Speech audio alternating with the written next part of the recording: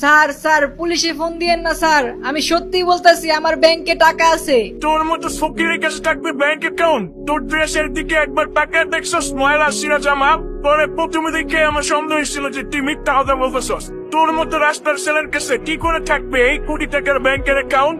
এই ব্যাংকে শুধু বড়লোকদের অ্যাকাউন্ট থাকে। ব্যাংকের ম্যানেজার কিছুতেই প্রিমিসের কথা শুনছেন না এবং সে সিদ্ধান্ত নিয়েছে প্রিমিসকে পুলিশের কাছে ধরিয়ে দিবে, কারণ ফিঙ্গারপ্রিন্ট মেশিনে প্রিমিসের আঙ্গুল ম্যাচ করেনি। এরপর ব্যাংকের ম্যানেজার যখনই পুলিশকে ফোন দিতে যাবে ঠিক তখনই প্রিমিস বলে, আরে আরে স্যার আপনি কি করতেছেন? পুলিশে কেন ফোন দিচ্ছেন? স্যার এমন তো হইতে পারে আমি ভুল আঙ্গুল দিছি, ডান হাতের আঙ্গুলটা কাজ করতেছে না, বাম হাতেরটা তো কাজ করতেও পারে। স্যার প্লিজ আপনি আমাকে আরেকটা সুযোগ দিন। দেখ, এই আঙ্গুল যদি কাজ না হয় আবার কোয়েশ্চন অন্য আঙ্গুল ট্রাই করো। বারবার ট্রাই করার কোনো সুযোগ নাই, এটাই লাস্ট। এই আঙ্গুল যদি কাজ না করে তাই আমি তোর সুযোগ পুলিশে দিব। এরপর প্রিমিস যখন তার বাম হাতটি ফিঙ্গারপ্রিন্ট মেশিনের মধ্যে দেয় সাথে সাথে ফিঙ্গারপ্রিন্ট মেশিনে একটি আওয়াজ আসে আর ফিঙ্গার ম্যাচ করে যায়, আর সাথে সাথে ম্যানেজারের ফোনে একটি মেসেজ আসে আর সে ওই মেসেজটি পড়তে থাকে। Verification successful, platinum member account, নাম প্রিমিস চৌধুরী।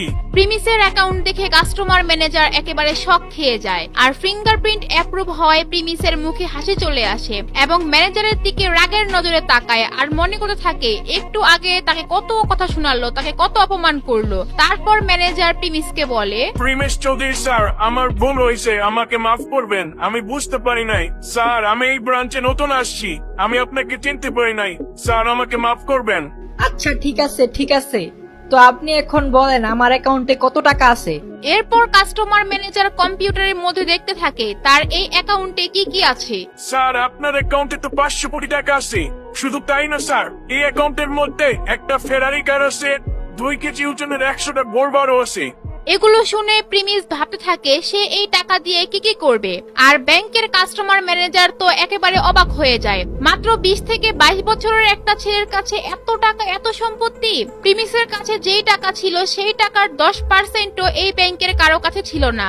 এরপর প্রিমিস মাথার পিছে 2 হাত দিয়ে বলে, আচ্ছা ঠিক আছে, তাহলে আপনি আমাকে একটা কার্ডের ব্যবস্থা করে দেন। জি স্যার, জি স্যার, আমি এক্ষুনি আপনার জন্য একটা কার্ড নিয়ে আসতেছি।